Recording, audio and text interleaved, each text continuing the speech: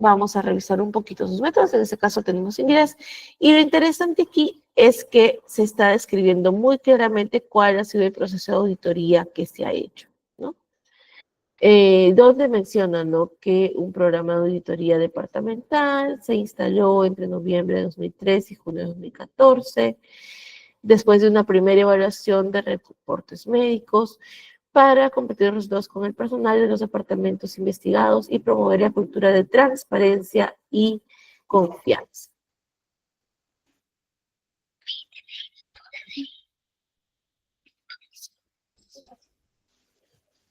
¿Qué más tenemos acá? Que la auditoría se estructuró con las siguientes 4 fases propuestas por el Ministerio Italiano de Salud y el Servicio de Salud Nacional en Inglés para facilitar el rendimiento, etcétera. O sea, sabemos cuál es la guía que han utilizado y qué más tenemos, qué partes de la auditoría tuvieron, ¿no? Que fue una primera parte en mostrar la metodología usada, la segunda parte los participantes se dividieron en pequeños grupos, o sea, utilizaron ese proceso para educar un poquito el personal para hacer un mejor registro de las historias clínicas, ¿no? Acá incluso muestran cómo es que calcularon, ¿no?, la implementación o la adherencia a estas buenas prácticas, ¿no?, el número de ítems satisfechos, el total de los ítems evaluados, y luego vemos las tablitas, ¿no? Aquí tenemos el cuestionario de satisfacción de del personal de salud que fue educado para un mejor llenado de historias clínicas. Y acá vemos el porcentaje de los récords médicos que cumplieron los criterios de calidad, ¿no? Desde el 2013 como una primera evaluación en gris oscuro y 2015 como una segunda evaluación después de esos 6 meses de educación e implementación. Y vemos que después de esa educación y esas auditorías constantes, pues se demostró una mejoría en la calidad del llenado de las historias clínicas bastante considerable en algunas columnas, en algunos servicios en este caso, ¿no? Vemos que, por ejemplo, las enfermeras fueron las que más se adaptaron y que más se adhirieron a las recomendaciones del buen llenado de historias clínicas, igual que el chart de tratamiento para las enfermeras, ¿no? Ese es otro artículo donde vemos también, ya en un entorno más nacional, en el que han hecho esta evaluación de la calidad de registro de historias clínicas de consultorios externos en el servicio de medicina interna de la clínica peruano-japonesa. Entonces aquí vemos, ¿no?, que seleccionaron, como todo proceso de auditoría, 350 historias clínicas de forma aleatoria. Un segundo, por favor.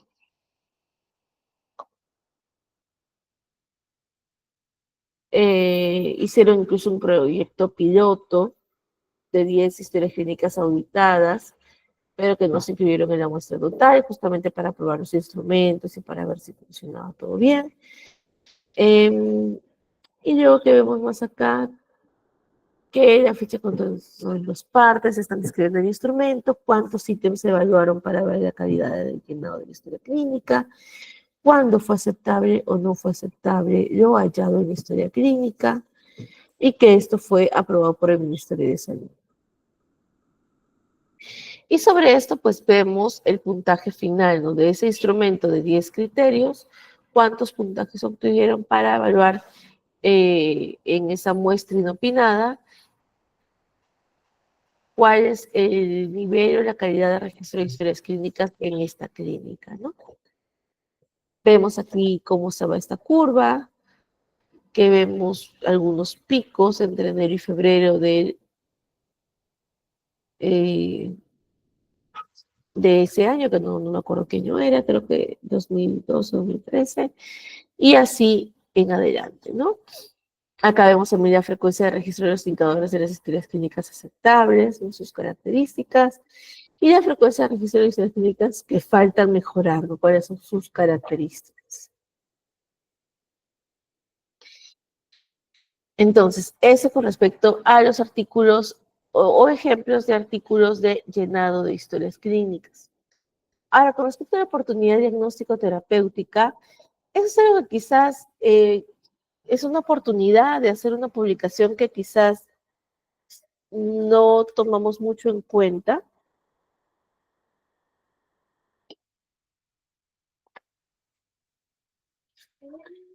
porque pensamos que esos puntos menos que vemos en nuestro proceso son como que algo negativo, hay que ocultar, pucha, no, ya corrígelo, ve cómo lo subsanas, cuando en realidad identificar puntos negativos son grandes oportunidades para mejorar los procesos. Y nos damos cuenta que, oye, eso negativo que encontré, o este hallazgo medio saltante, medio diferente a lo que esperaba, puede significar una gran oportunidad para mejorar el proceso, para mejorar un diagnóstico, para acelerar o acortar tiempos en la atención y con ello, por supuesto, mejorar la calidad de atención.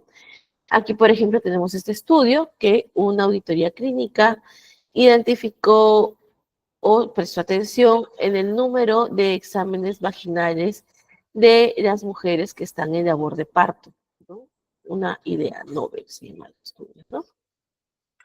Entonces, ¿qué es lo que hicieron en ese estudio? Se dieron cuenta de que durante las auditorías contabilizaban una cantidad muy alta de tactos vaginales en las mujeres que están por dar a luz, están en trabajo de parto.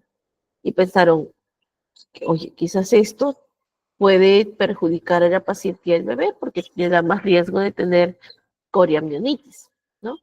Entonces se dedicaron a hacer solamente una auditoría para contabilizar ese número de tactos vaginales, ¿no? Que describían un poco lo que les acaba de mencionar, ¿no? El riesgo de coriamnionitis, que era importante.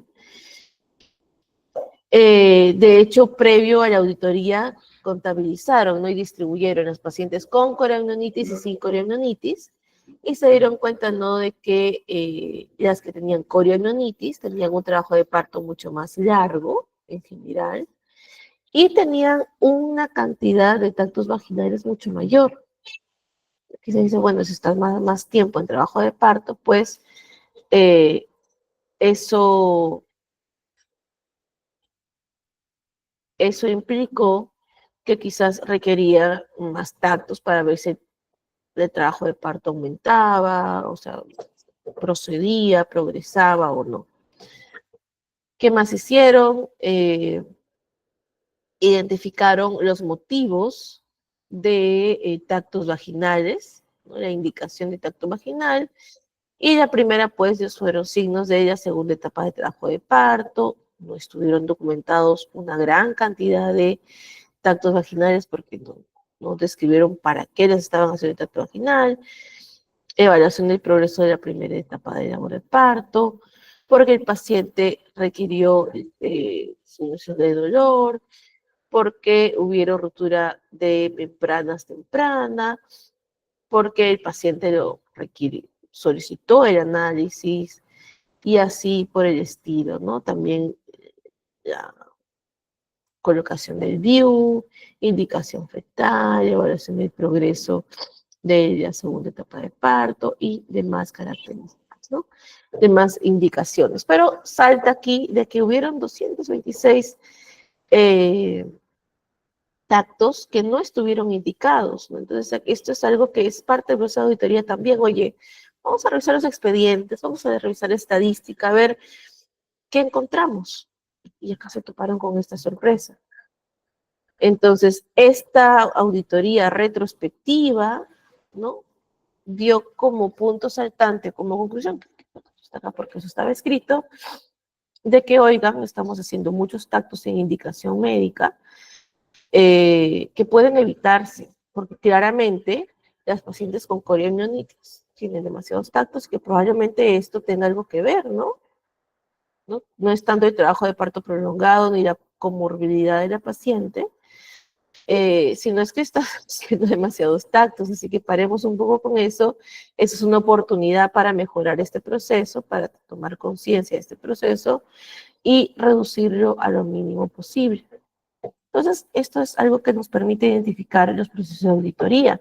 Y como ven, no es un análisis complejo, no es algo que requiera, pues, mayor despliegue estadístico ni mayor despliegue de data compleja. Es algo, un criterio lógico, una observación que partió a revisar documentos, revisar datos y suficiente con ello, ¿no?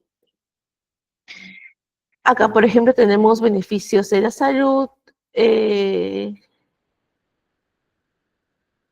o paquete de beneficios de la salud en la selección, de selección en oncología, una auditoría clínica para la quimioterapia paliativa en cáncer de mama en un esquema de aseguramiento de salud en la India, ¿no? Entonces, ¿qué es lo que hicieron acá? Pues básicamente eligieron el hospital de estudio en un proceso de 2 pasos.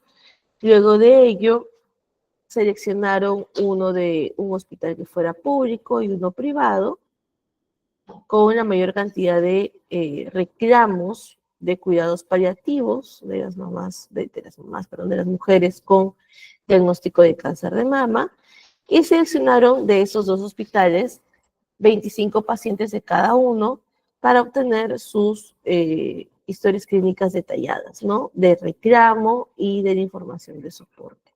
Aquí están viendo, ¿no? De que este proceso de auditoría identificó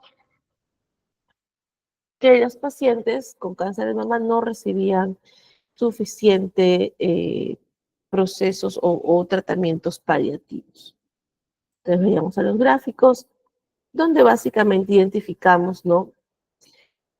Cuántos reclamos han habido sobre no recibir cuidados paliativos en este tipo de pacientes. En el público y en el privado vemos que la cantidad de reclamos es igual casi en ambos casos, y que luego vemos, ¿no? De que también tiene los resultados, sí, bastante similares, bastante cercanos, de hecho, en ambos casos, ¿no? También dibujaron cuál es el proceso habitual para que una paciente reciba el paquete de cuidados paliativos en ambos tipos de centros, ¿no? Y finalmente identificaron las razones para determinar que sea apropiado brindarle este paquete de cuidado paliativo a las mujeres con cáncer de mama, y qué criterios utilizaron para cada tipo de hospital, ¿no? Y vieron que el hospital privado, pues, eh, cumplía diferentes criterios que el hospital público. El hospital privado básicamente se enfocaba en algunos puntos que el hospital público no hacía, y viceversa. Finalmente, los artículos relacionados a resultados clínicos vinculados a procesos ya nos habla de cómo la auditoría mejora la calidad de los procesos activamente, ¿no? Ya como activamente y conscientemente plantea hacer eh, estudios de auditoría, perdón, auditorías cíclicas y continuas para monitorizar y mejorar un proceso. Aquí ya no buscamos crear una nueva guía clínica, crear nuevas recomendaciones, sino las recomendaciones están bien, solamente que nos damos cuenta que no se están cumpliendo. Entonces vamos a hacer un monitoreo continuo, una auditoría cíclica, que es lo que se llama, para verificar y corroborar de que se cumplan las indicaciones que hemos pautado, ¿no? Entonces, eso es lo que se observa en ese tipo de artículos. Aquí tenemos, por ejemplo, este que se llama el sistema de auditoría clínica como una herramienta de mejora de la calidad en el manejo de cáncer de mama, ¿no? Vemos aquí que como objetivo es analizar el tratamiento, el tiempo de tratamiento, ¿no? Cuánto tiempo nos demora llegar a tratar a una persona, como un indicador de calidad, y también pretende explorar el rol de establecer un target de tratamiento en reducir la demora al mismo.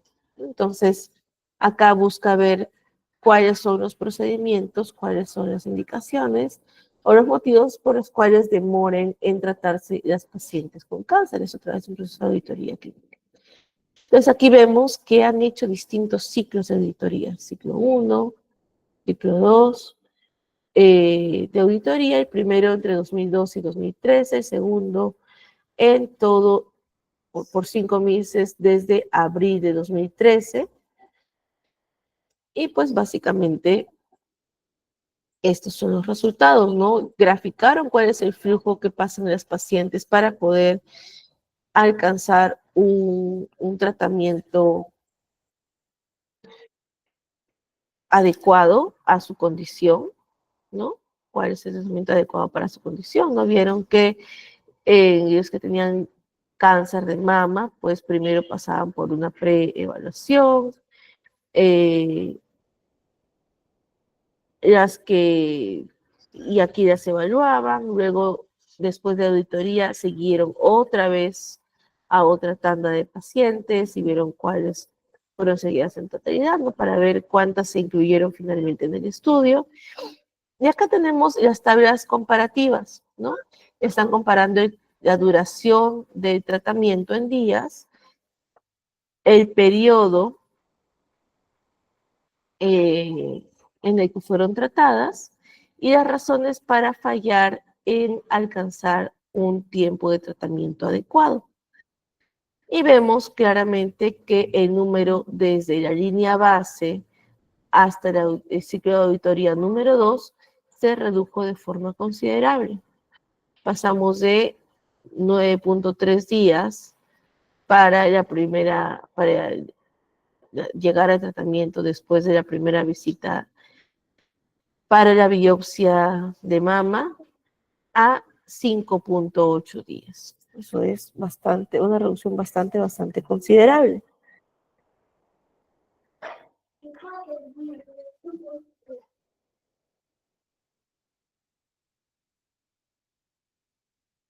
Acá tenemos en la comparación del número de pacientes que alcanzaron el objetivo de tratamiento, ¿no? Que fue el siguiente, ¿no? Vemos también cómo se redujo, o perdón, cómo aumentó la cantidad de pacientes que alcanzaron el tiempo de tratamiento objetivo, o sea que el proceso de auditoría para el ciclo 2 estaba funcionando bien, e igual para la falla en alcanzar el objetivo de demora en tratamiento, también se redujo considerablemente para todo la auditoría del ciclo 2. Entonces, ¿qué demostramos con ese estudio? Bastante interesante, de que los ciclos continuos de auditoría mejoran la velocidad en que tratamos a los pacientes con cáncer. Y eso, a mi parecer, es bastante significativo porque es algo que impacta directamente en la salud de la persona. Es como pequeño paréntesis, los que trabajamos un poquito más cerca de la salud pública que la salud por paciente, la salud individual, sabemos que a veces el paciente, más que estar enfermo por la enfermedad, o más que tener desenlaces adversos, crónicos o que requieran rehabilitación por la enfermedad, ellos llegan a este punto por el sistema de salud que no funciona como nos gustaría que funcionara, ¿no? Entonces, ¿qué mejor prueba de que a veces solamente la mejora de procesos permite que el paciente no llegue a ese punto de cronificarse, de fallecer, de tener algún tipo de condición que le genere algún tipo de discapacidad, o menos, o que le genere mayor carga de enfermedad a ella y a su familia? Entonces, eso sí me parece una gran demostración de ello, ¿no? Y aquí tenemos otro, ¿no? La implementación de un screening de delirium en el departamento de emergencia, un proyecto de mejora de calidad, donde también vemos que estos procesos de auditoría, que en este caso hicieron 4 procesos de auditorías consecutivos, desde el 2019 hasta el 2021, llevaron a que, bueno, aquí está, que detectaran hasta la auditoría 4 mayor cantidad de pacientes de delirio. Antes ni siquiera era algo que se evaluara, era algo que ni siquiera se consideraba como un diagnóstico, como un proceso de parte de la evaluación de los médicos. Pero con las auditorías y obviamente la concientización y la implementación, esta cantidad de pacientes de delirio fue aumentando. Y esto fue 5 semanas después de la intervención, de lunes a viernes, y vimos que se alcanzó el target y se superó el target del 70% de tamizaje, ¿no? Entonces, qué bien, algo que quizás identificamos como un problema importante en mi hospital, mejoró por mi proceso de control continuo, de mejora continua. Entonces, eso creo que es el mensaje final que quisiera dejarles con este tipo con esta sesión del día de hoy, este módulo que hemos sacado el día de hoy, que la auditoría no es solamente interna, ¿no? Incluso a nivel MINSA, no, es solamente, no debería quedar solamente a nivel MINSA si hacemos una auditoría pues, en todos los centros, sino que debemos y tenemos la labor de difundir más estos resultados de forma que nos permita llevar todo este proceso a más personas, llevar todo este proceso a más líderes de calidad alrededor del mundo y que vean de que quizás nuestros procesos están mejorando gracias a ese trabajo arduo que seguramente siempre hacen ustedes, ¿no? Y finalmente, el último mensaje ya para terminar es que lo que les mencionaba, ¿no? De que muchas veces nuestra población, nuestro paciente está más enfermo por el sistema que es aún muy inmaduro, es aún muy deficiente, eh, pero que justamente en esa deficiencia que identificamos podemos hacer algo al respecto y mejorar, como vemos en esos 2 últimos artículos, ¿no? Cómo mejora algo tan importante como el tiempo de tratamiento de cáncer, es tan importante, mejoró con este proceso de auditoría. Igual que este proceso de detección de delirio, ¿no? ¿Y qué otros procesos no pueden mejorar más, ¿no? ¿Qué otras condiciones no pueden mejorar por estos procesos que ustedes pues, hacen y que hacemos de forma continua, ¿no? Así que muchas gracias por la invitación, doctora Nueve, doctores. Espero, no sé si tienen alguna pregunta, alguna duda, alguna consulta con respecto a esto. De repente tienen ejemplos, ustedes pueden decir, no, yo he participado de este proceso, qué tipo de artículo puedo sacar, qué necesito hacer, cómo podemos convertir este informe que ya lo hicimos en un artículo científico, ¿no?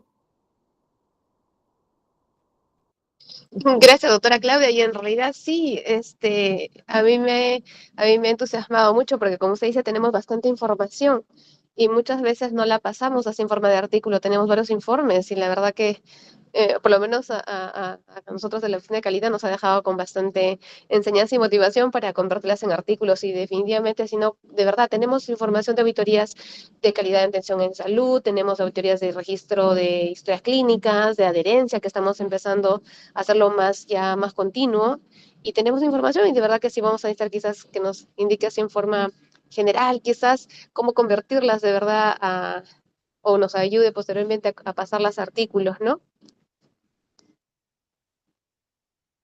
Sí, la primera recomendación, eh, que quizás es la parte más importante de estos artículos, es la metodología, que es el paso a paso que ustedes han seguido para hacer esa auditoría, ¿no?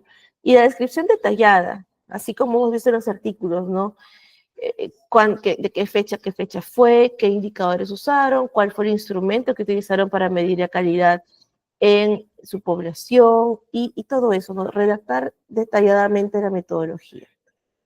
Luego, obviamente, organizar las tablas, ¿no? Y para eso quizás apoyarse del equipo de la oficina de investigación que puedo manejar bien los paquetes estadísticos y hacer los gráficos, ¿no? Que respondan al instrumento que se ha utilizado. Y a la condición, de repente, si es una evaluación continua también, ¿no? Ver ese cambio, o esa mejoría, o esa diferencia y comparación entre los distintos procesos de auditoría. Teniendo eso hecho, ya lo demás es, cae por su propio peso, ¿no? Porque ya la discusión y la introducción son secciones que uno pues lee, redacta, repito, en todo ese proceso de redacción definitivamente apoyarse del equipo de investigación, leer ese tipo de artículos que acaba de mencionar y que lo tienen en la presentación también, ¿no? Para ver cómo lo redactan. Por aquí no está enfocado como en otras condiciones, ¿no? De repente a la fisiopatología, al rendimiento, ¿no? Si no nos vamos más a la calidad. Entonces, leer ese tipo de artículos para saber qué tenemos que citar, a qué nos tenemos que referir, nos va a ayudar un poco, ¿no? A saber cómo redactarlo. Enfocarlo siempre en salud pública, ¿no? Repito, no a la salud individual del paciente, sino a la salud pública de la población, ¿no? Cuando hablo de salud pública me refiero a las prevalencias nacionales o a las prevalencias del hospital mismo, las frecuencias reportadas, ¿no? Que vemos continuamente en el histórico del hospital también o del MINSA, para poder hacer la parte de la discusión y de la introducción, ¿no? Pero repito, si nosotros como oficina de calidad nos sentamos a redactar en texto el paso a paso de nuestros procesos, que repito, seguramente ya no tienen un informe que han hecho, ¿no? Y es describir bien ese paso a paso, lo demás es bastante más sencillo, ¿no? Porque ya leyendo eso, el equipo de estadística, de su oficina de investigación y docencia, va a poder saber qué tipo de gráficos necesitan hacer en base a esa base de datos, ¿no? Ok, muchas gracias, entendido, doctora. ¿Alguna otra pregunta que tengan los participantes, por favor? Pueden sentirse libres de, de abrir micrófonos. ¿Alguna otra pregunta? Buenas noches, doctora Saldaña, ¿qué tal? Le habla la otra Maybe. Muchas gracias por brindarnos su tiempo para darnos esta ponencia. Yo tenía una pregunta. Eh, si bien nosotros hacemos informes, ¿no? En base a la data que recogemos, ¿no? Informes que va a dirección, ¿no? Si nosotros quisiéramos convertir esto en artículos, ¿no? Que puedan ser publicables, de todas maneras tendríamos que hacer un proyecto de investigación, ¿no? Imagino para tener más claro, luego el posterior el análisis para la publicación del artículo, ¿no? O qué En recomendaciones realidad, tendría respecto a eso. en realidad, este tipo de artículos no requieren aprobación del comité de ética necesariamente, ¿no? Eh, porque, repito, no se maneja data sensible, es una data de procesos administrativos, ¿no? De gestión. Eh, Sin embargo, definitivamente presentar proyectos al comité de ética eh, es, y perdón, y hacer investigación a partir de data hospitalaria está reglamentado dentro del GESCU como un proceso que tiene que pasar siempre por el comité. O sea, si bien ese tipo de artículos, por el tipo de data que manejan, no, o sea, no está como que, tiene siempre que pasar por un comité de ética, el reglamento interno del hospital sí lo exige. Entonces sí tiene que pasar por un proyecto de investigación y ser presentado a la oficina de docencia e investigación. Pero repito, para esa parte del proyecto, ustedes pueden acercarse a la oficina y decir, ok, ¿cómo hacemos? ¿No? Porque, repito, la parte más esencial de esos proyectos es la parte metodológica, que es el paso a paso de la auditoría que ustedes han hecho, ¿no?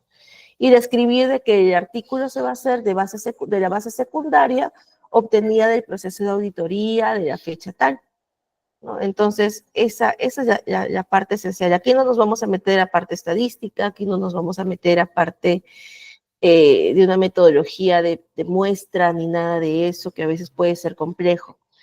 Nos vamos a enfocar básicamente en la metodología o el paso a paso eh, seguido para el proceso que ya hemos hecho previamente, ¿no?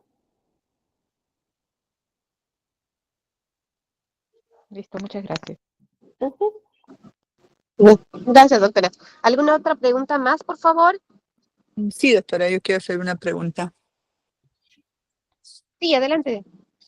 Em, Estando ya con todo el panorama de lo que es calidad y atención de salud como una entidad MINSA, yo quisiera confirmar o pedir apoyo en el sentido de que uno tiene la base primaria, por ejemplo, en los reportes, en los formatos de calidad, pero tendríamos que trabajar estas fuentes primarias de una forma retrospectiva. Lo que yo estaba pensando, ¿no sería mejor hacerlo en prospectivo con una base de datos que me permita hacer toda la parte de tablas, etcétera? Porque ahí es donde uno se entrampa, ¿no? Mientras pide apoyo, pasa el tiempo, lo hago en un Excel, lo hago en un programa estadístico determinado. En cambio, hay data que sí nos permite llenar la información y nos procesa toda la información. Esa base de datos es una base de datos que la está ofreciendo una universidad de Estados Unidos, pero que requiere que los entes que estamos comprometidos en hacer trabajos de investigación o un reporte de toda esta información que tiene la institución, no para beneficio personal, sino para lo que usted dice, salud pública, entonces se tendría que usar esta base de datos que ya está hecha, no lo tenemos que inventar, no lo tenemos que diseñar, y la da gratuitamente a instituciones como este hospital. Entonces, yo quisiera pedir el apoyo para eso, para que se logre por convenio que una universidad, ahorita no la tengo a la mano, nos den las facilidades de usar la base de datos y poder trabajar, ¿no? Todos los servicios pueden trabajar, desde los jefes con las guías, desde las unidades de calidad o los usuarios, ¿no? Por ejemplo, enfermería puede usar su base de datos para ver la parte de sus procedimientos, de sus procesos, y cada unidad asistencial, cada grupo de especialidad puede usar sus reportes para optimizar, no tanto para beneficio personal, como le digo, sino para tener la satisfacción de haber cumplido con lo que nos corresponde como seres humanos que asistimos la salud de otros seres humanos, ¿no? No sé qué opinión le merece la posibilidad de hacer esta alianza con esta universidad para poder usar esa base de datos. Si uno la compra, esa base de datos cuesta $5,000 el usar esa base de datos. Pero si la institución la usa o entra en convenio, entonces es gratis para los que quieran usar la base de datos. La ventaja de que la única condición que pide esta universidad es que sean estudios prospectivos, ¿no? O sea, es una base de datos para estudios prospectivos y yo creo que sería útil replantear estos reportes de calidad, que los conocemos en detalle por diferentes áreas, porque calidad no es solamente en emergencia, calidad es en centro quirúrgico, calidad es en cirugía, calidad es en medicina, en enfermería, en UCI, entonces todos tienen sus parámetros establecidos para evaluación y en vez de hacerlo retrospectivo, que es más difícil de conseguir esa información, hacerlo en prospectivo paralelo al registro de la data de calidad. Gracias por su atención. ¿Qué tal? ¿Esa base de datos de repente será RedCap? No, es otra base de datos. Yo les voy a hacer alcanzar justo estábamos en trámite de eso, había consultado con el grupo de investigación que está conformada con un grupo de médicos y también quería dada la oportunidad del tema, quería comentar para que esta información sea difundida y que todos tengan acceso a esa base de datos. No es RedCap, no, es otra. Pero por lo que entiendo, que me dice, es como que un lugar donde uno coloca la data prospectivamente y ayuda a hacer los gráficos, ayuda a hacer los resúmenes, las tablas, algo así. Sí, ya te da Okay. ya está el programa listo ya. Claro, automáticamente lanza Sí. los resúmenes, como hace un análisis. Exacto, hace el análisis. Claro. Ya está estructurado para hacer estudios prospectivos. Esa es Claro. la ventaja, ¿no? A ver, ahorita lo tengo acá, un ratito lo voy a mirar, para darle de una vez a Jimmy le pasé. Claro, como Ya. una buena herramienta para dar una data, ingresar data y tenerla, la analiza, ¿no? Una data analítica ya. Ajá. Sí. Correcto, es muy interesante. Sí, de verdad que sí. Entonces, nos ayudaría a todos, ¿no? Porque Por el supuesto. investigador o el que quiere traducir esa información, esa base primaria de los parámetros de calidad en diferentes servicios puede pasarlo a la base de datos que le digo y sale automáticamente, entonces nos cortaría el tiempo. Claro, obviamente necesitamos el apoyo de los investigadores de la institución para que nos le den la certeza si funciona o no funciona, porque puede ser la máquina, pero el ser humano es el que interpreta, ¿no? Sí, y definitivamente para identificar patrones, de repente, si continuamente nutrimos esta base y nos damos cuenta de que comparamos los análisis, ¿no? ¿Qué pasó con la primera auditoría, la segunda, la tercera y la cuarta? Y nos damos cuenta allí de qué falencia persiste o qué cosa mejoró de repente y no nos dimos cuenta. Y ahí viene la oportunidad de reportar y de publicar, ¿no? Porque ya nos estamos dando cuenta de quizás, como dicen, ¿no? En tiempo real, qué está pasando en el hospital y no esperar de repente, ay, ¿dónde estaba el documento? A ver, ¿qué reportamos y qué reportamos? Y buscar el informe y todo, ¿no? Tener una plataforma así nos permite un monitoreo continuo. Tiene razón, doctora, tiene razón, es el REDCap. REDCap, sí, yo sospeché, porque esos no tienen las universidades y sí, en algún Sí, momento lo propuse. sí, creo que es tiempo para comenzar, ya que usted lo conoce, creo que lo podríamos, En realidad, se podría trabajar. Sí, el hospital le puede solicitar, de hecho, a título personal del hospital y se le otorga de forma gratuita. Ahí es cuestión de hablar con el equipo de TI para ver si tiene espacio en su nube para albergar la información de red, porque ellos manejan una memoria local. Creo que ellos dan ellos ponen, como dijo, ellos deben instalar no tiene nada que ver con la base de datos, no Sí, entorpece la no, base de datos o la nube nada. la nube del hospital, es otra nube que ellos tienen, no me acuerdo el término que tienen que instalar, un servidor. Sí, pero Tienen que instalar un justamente servidor. para proteger la data del hospital, que no tampoco podemos poner en servidores ajenos, el hospital tiene su propio servidor. Habría que conversar si tienen el espacio suficiente para tener un servidor o un espacio en ese servidor independiente para REDCap, que en algún momento lo propuse cuando estaba en el Casimiro un tiempito, porque es muy interesante manejar la data ahí. Como usted dice, dar Siempre estamos reporte pensando inmediato, quién va a sí. robar la información, que lo van a llevar. La verdad que la tecnología ha avanzado tanto que se puede cerrar eso, ¿no? O sea, los ingenieros de sistemas cierran esa información. Pero siempre estamos pensando en el celo, ¿no?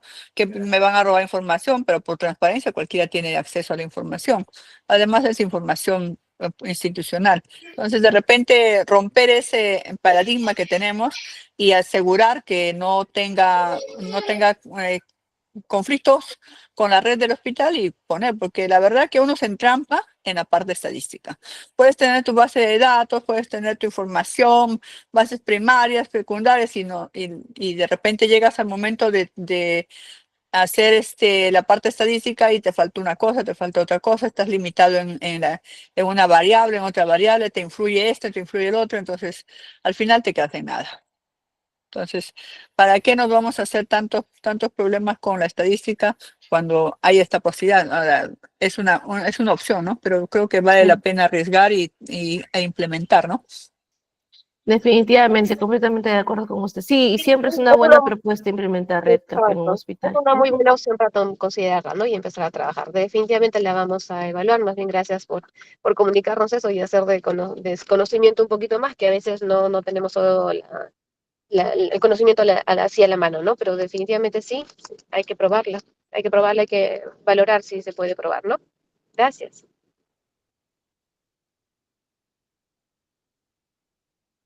Muchas Ah, gracias al equipo.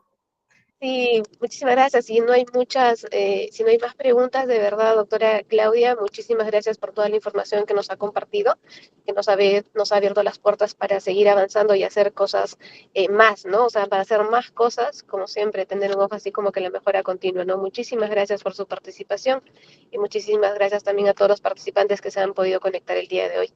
Gracias, doctora. Gracias a todos y buenas noches. Buenas noches, muchas gracias a todos por la invitación y para lo que necesiten, si cualquier duda a través de la Oficina de Docencia e Investigación me pueden contactar sin ningún problema. Muchas gracias, hasta luego, buenas noches. Muchísimas gracias. Buenas Gracias, noches, doctora. doctora, gracias. Buenas noches, gracias. Muchas gracias. Gracias Buenas a noches. ustedes. No se olviden que estamos ya en la última sesión, es el siguiente miércoles, así es que vamos a cerrar con un buen tema también. Nos vemos. Muchísimas gracias.